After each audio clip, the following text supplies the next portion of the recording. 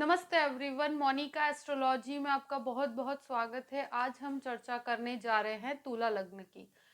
देखिए, तुला लग्न वालों के लिए 2022 का पूरा ही वर्ष किस प्रकार की स्थितियां लेकर आ रहा है और हमें कैसे अपने पूरे ही वर्ष को प्लान करना है, आज मैं आपको ये पूर्ण रूप से बताऊंगी। देखिए, जब भी वार्षिक राशिफल देखा जाता है उसमें सबसे पहले हम जो महत्व देते हैं वो 4 ग्रहों को महत्व देते हैं कि जो गुरु है यानी कि जुपिटर, शनि यानी कि सैटर्न, राहु और केतु, ये 4 प्लैनेट्स के ऊपर से मुख्य रूप से क्या चेंजेस हो रहे हैं और क्या गोचर है।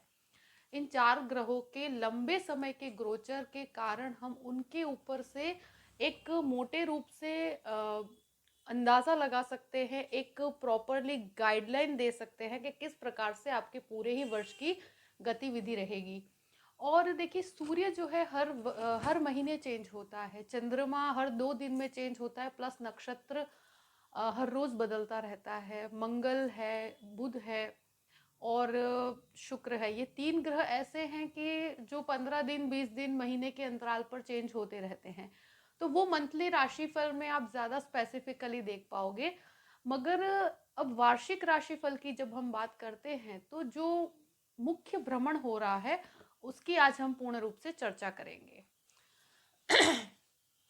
देखिए, तुला लग्न जो है उसमें सबसे बड़ा जो परिवर्तन आने वाला है वो राहु केतु का है। राहु केतु अप्रैल 12 को चेंज होने वाले हैं। आपके सेकंड हाउस से केतु आपके लग्न में आ जाएगा और राहु आपके 8th हाउस में से आपके 7th हाउस में आ जाएगा। ये एक ऐसा भ्रमण है कि देखिए, जब भी सेकंड हाउस में केतु होता है तो कभी कभी स्पीच इश्यूज हो जाते हैं और राहु 8th हाउस में एक अज्ञात भय की स्थिति क्रिएट करता है। तो शुरुआत के 4 महीने आपके इस प्रकार की असमंजस की स्थिति में रहेंगे, मगर 8th हाउस में राहु कभी कभी अनएक्सपेक्टेड गेन्स भी देता है।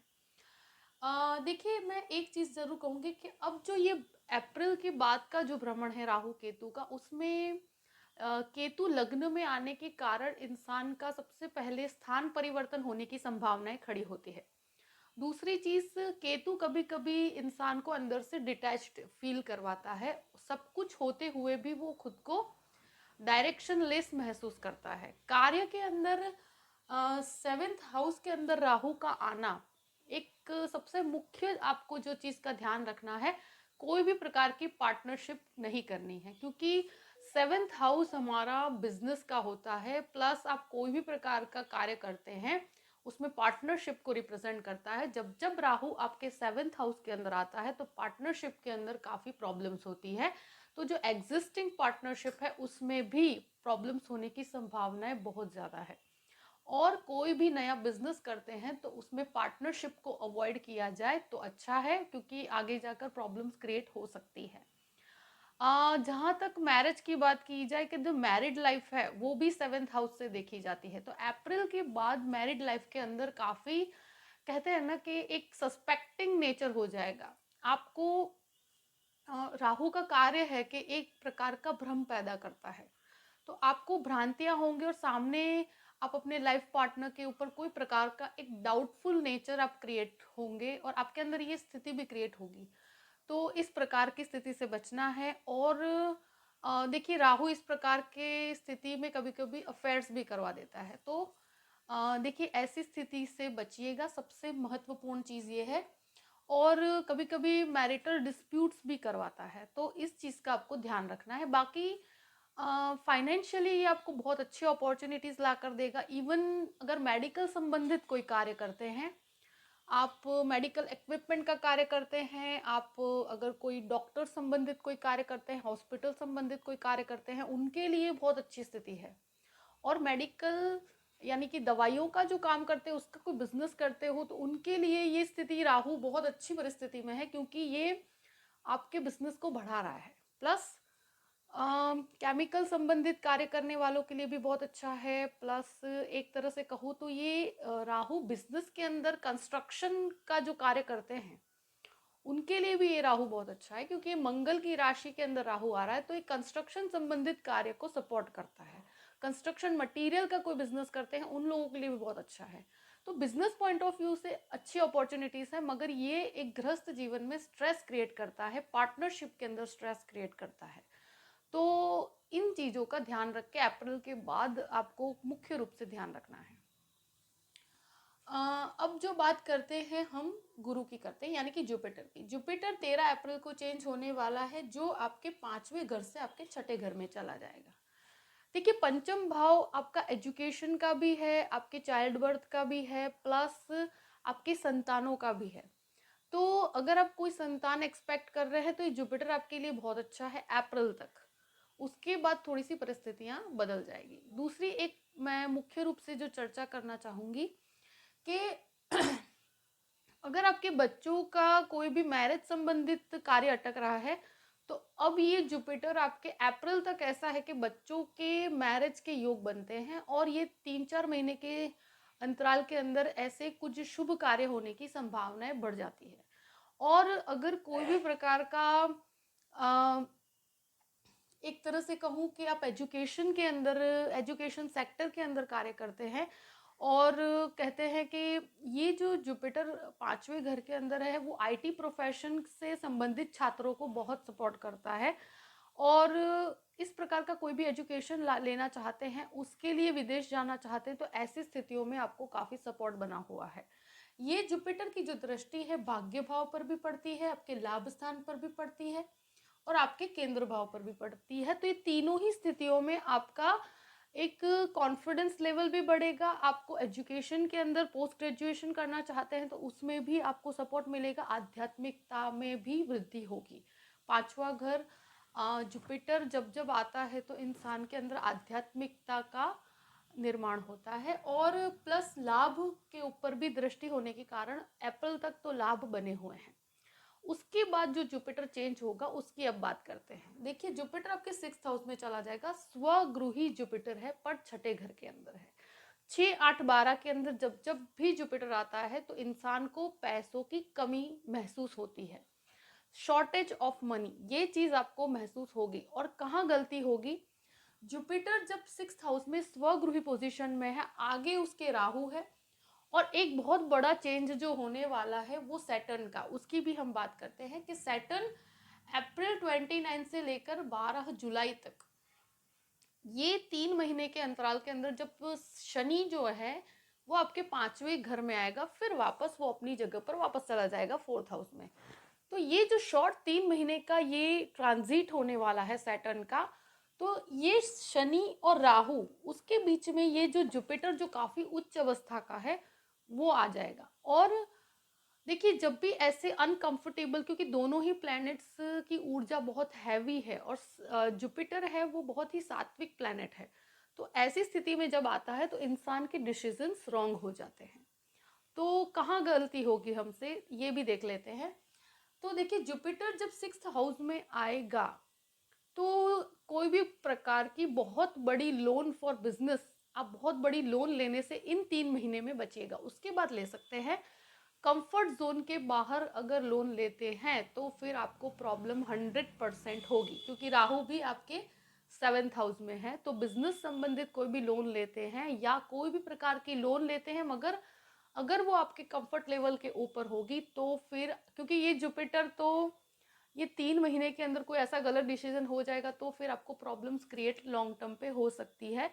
तो कंफर्ट जोन के अंदर रहकर कार्य कीजिएगा, उसके ऊपर कोई रिस्की बहुत बड़ा, लाइक अगर आप कोई स्पेक्यूलेटिव एक्टिविटी आप करते हैं, क्योंकि मैंने देखा है कि ऐसी स्थिति के अंदर इंसान शेयर मार्केट्स के अंदर बहुत सारा पैसा अनएक्सपेक्टेडली लगा देता है। तो इस स्थिति से बहुत बचिएगा, क्योंकि फिर नुकसान होने की संभावनाएं बहुत ज़्यादा है। इन 3 महीनों के अंदर इस प्रकार का कोई इन्वेस्टमेंट मत कीजिएगा जिससे आपके पैसे डूब जाएं। और देखिए, ये जुपिटर जब भी सैटर्न, क्योंकि सैटर्न की दृष्टि यानी कि शनि की दृष्टि राहु पर भी पड़ रही है, और वो भी 7वें घर में जो आपका पेट का कारक है, तो स्टमक संबंधित समस्याएं होने की बहुत बड़ी संभावना है। प्लस 6th हाउस पूरा ही कट हो रहा है, तो एक तरह से हेल्थ को बिल्कुल अवॉइड नहीं करना, ये चीज़ का ध्यान रखना है। ये 3 महीने के अंदर अपने स्वास्थ्य का बहुत ध्यान रखना है, क्योंकि कभी कभी कहते हैं ना कि हम चीज़ों को काफ़ी अवॉइड कर देते हैं, पर लॉन्ग टर्म पे ये प्रॉब्लम्स हो जाती है। वजन बढ़ने की समस्या हो सकती है, थायराइड जनिक रोग आपको परेशान कर सकते हैं। प्लस क्योंकि इस तरह के जो जुपिटर के अंदर इंसान का हार्मोनल इम्बैलेंस बिगड़ जाता है, तो उस डिस्टरबेंस के कारण भी वजन बढ़ता है, तो ऐसी स्थितियां क्रिएट हो सकती है। प्लस स्टमक के ऊपर राहु बैठा है, तो ये स्थिति के कारण स्टमक रिलेटेड प्रॉब्लम्स को बिल्कुल लाइटली नहीं लेना। सैटर्न की भी दृष्टि है, तो ये 3 महीनों के अंदर अपने स्वास्थ्य का, मैं डरा नहीं रही हूँ, मगर ये स्वास्थ्य को अवॉइड किया गया तो फिर प्रॉब्लम हो सकती है। तो स्वास्थ्य का आपको ध्यान रखना है, बहुत बड़े लोन लेने से बचना है, और अपनी तरफ से खुद अपने दुश्मनों को क्रिएट मत कीजिएगा, क्योंकि ऐसी स्थिति में देखा है कि रोग, ऋण और शत्रु तीनों ही हावी होते हैं। तो कोई भी शत्रु आप पर हावी न हो, इस चीज का आपको बहुत ध्यान रख के चलना है। मतलब खुद रिएक्टिव लैंग्वेज किसी के लिए यूज मत कीजिएगा जिससे आपको ऐसी कोई प्रॉब्लम क्रिएट हो। पार्टनरशिप के अंदर भी कोई भी प्रकार का अग्रेसिव बिहेवियर मत अपनाइएगा, क्योंकि जब जब केतु लग्न में यानी कि केंद्र में आता है तो इंसान काफी अग्रेसिव नेचर के साथ बात करता है, उसकी वाणी में कटुता आ जाती है।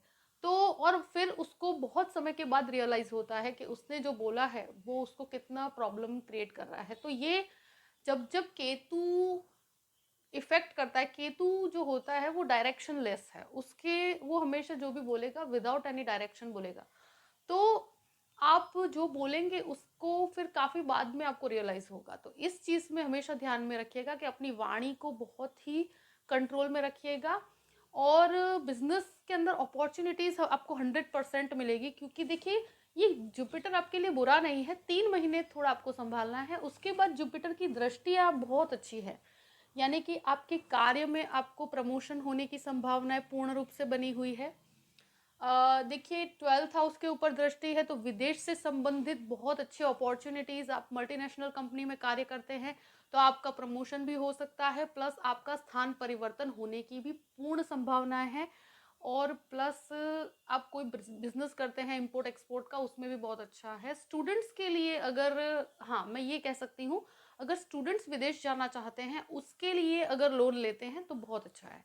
उसमें ये जुपिटर आपको बहुत अच्छा सपोर्ट कर रहा है, क्योंकि एजुकेशन सेक्टर को, एजुकेशन से संबंधित वीज़ा, ये जो भी कार्य है उसको ये जुपिटर बहुत सपोर्ट करता है। उसके लिए अगर अगर लोन किया जाता है तो कोई डरने वाली बात नहीं, क्योंकि एक तरह का आपको इन्वेस्टमेंट ही होगा आपके लिए।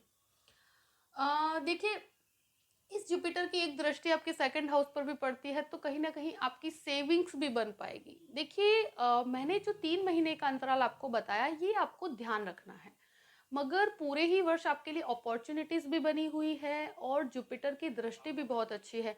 मगर मैं आपको यही कहूंगी कि ये पॉइंट्स मुख्य रूप से मैंने आपको इसलिए बताया कि हमसे कोई ऐसी गलती ना हो जाए जिसका हमें लॉन्ग टर्म पर प्रॉब्लम क्रिएट हो। अगर हम पहले से वेल प्लान्ड होकर और सोच समझ कर कार्य करेंगे तो फिर कोई डरने वाली बात नहीं है। जो मैंने पॉइंट्स बताए हैं उनके ऊपर ध्यान दीजिएगा। ये सैटर्न का ट्रांजिट एक तरह से आपके एजुकेशन के लिए भी आपको सही गाइड करेगा। ऐसा नहीं है कि सैटर्न के ट्रांजिट के कारण आपको प्रॉब्लम ही होगी, क्योंकि दशाएं, अंतरदशाएं, हमारे मुख्य जन्म के ग्रह हैं वो भी इम्पोर्टेंट है। मगर 5वें घर के अंदर जो शनि आएगा वो आपको एक प्रकार से एजुकेशन के अंदर आपको किस प्रकार से आगे बढ़ना है उसकी भी आपको डायरेक्शन देगा। और बस आपको थोड़ा सा हेल्थ को अवॉइड नहीं करना, थोड़ा सा अपने शरीर का ध्यान रखिएगा, तो फिर कोई डरने वाली बात नहीं है। मुख्य रूप से जो भी प्लैनेट्स हैं अपने अग्रेशन के कारण आपको कोई नुकसान ना हो, अपॉर्चुनिटीज आपके लिए क्रिएट हो रही है, क्योंकि जुपिटर की दृष्टि बहुत उच्च की 10वें भाव पर पड़ रही है, जो एक बहुत कहते हैं ना इंसान को प्रगति देती है, एक अच्छी जॉब देती है, प्रमोशन देती है, कार्य में सफलता भी देती है। मगर जो मैंने पॉइंट्स बताए हैं उसके ऊपर ध्यान देने का कारण इसलिए कि कभी कभी हमारे कुछ बिहेवियर के कारण हमारा नुकसान नहीं होना चाहिए।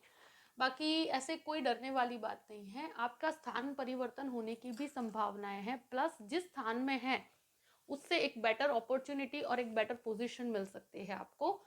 तो और कोई भी प्रकार का बदलाव हो उससे पूर्ण रूप से आप स्वीकार कर सकते हैं, मगर वो अनुभव के बेस पर होना चाहिए और बिना सोचे समझे बहुत बड़ा बदलाव नहीं करना। मगर जुलाई के बाद कोई भी प्रकार का बदलाव करते हैं तो आपके लिए एक्सीलेंट पोजीशन है। अप्रैल के पहले भी आप कोई बदलाव करते हैं तो भी आपको कोई डरने वाली बात नहीं है। और इन 3 महीनों के अंदर भी अगर कोई बदलाव करते हैं, डरने की बात नहीं है, मगर कोई भी प्रकार का बड़ा लोन क्रिएट ना हो, इस चीज़ का आपको ध्यान रखना है। अगर आप वेल प्लान्ड होकर और अपने अनुभव के बेस पर अगर उस समय पर भी निर्णय लेंगे तो भी आपको कोई डरने वाली बात नहीं है। मुख्य पॉइंट्स को जो मैंने बताया है वो ट्रांजिट के ऊपर ध्यान देकर अपने पूरे ही वर्ष को प्लान कीजिएगा। आई होप कि ये वीडियो आपको पसंद आया होगा। अगर पसंद आए तो लाइक भी कीजिएगा और सब्सक्राइब भी कीजिएगा। देखिए, अगर आप मुझसे कंसल्टेशन लेना चाहते हैं तो डिस्क्रिप्शन बॉक्स में मैंने अपना ईमेल आईडी दिया हुआ है, astrologymonica@gmail.com। आप उस पर मेल कर सकते हैं, मैं आपको पूर्ण जानकारी प्रदान करूंगी। देखिए, मुझे हर तरह से आपको पॉइंट्स बताने हैं और उन पॉइंट्स के हिसाब से आपको पूरे वर्ष को प्लान करना है, मगर कोई भी प्रकार का भय क्रिएट होने की कोई संभावना नहीं। हमें हमारे कर्म को मजबूत रखना है और हो सके तो आप जो भी ईश्वरीय आराधना करते हैं उसको मजबूत बनाकर रहिएगा, तो आपको कोई भी प्रॉब्लम नहीं आएगी। और सोच समझ के जो भी बदलाव किया जाए, अगर हमारे अनुभव के बेस पर किया जाए तो फिर कोई ऐसा डरने वाली बात नहीं है। बस आप पूरे ही वर्ष खुश रहिए और अपने जीवन को और बेहतर स्थिति में लेकर आइए, यही मैं मनोकामना करती हूँ। Thank you so much. जय श्री